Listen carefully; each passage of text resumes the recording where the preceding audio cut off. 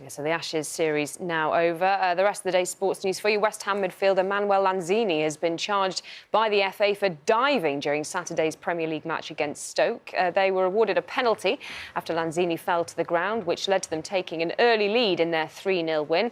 He'll have until 6 o'clock tomorrow evening to respond to the charge of successful deception of a match official. Crystal Palace midfielder Jason Puncheon's been charged with carrying a weapon after a fight near a Surrey nightclub at the weekend. The 31-year-old was arrested in the early hours of Sunday morning after the disturbance near a bar in Ryegate, and he was later charged with possession of an offensive weapon, common assault, and a public order offence. He's been released on bail and is training with the club as normal.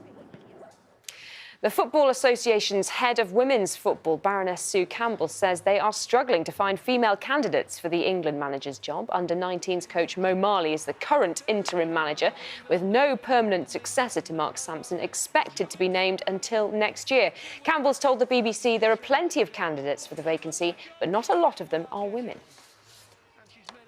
The draw's been made earlier this afternoon for the semi-finals of the WSL Continental Cup. Holders Manchester City women will travel to Chelsea, while Reading are at home to Arsenal. The games will take place on the weekend of the 13th and 14th of January.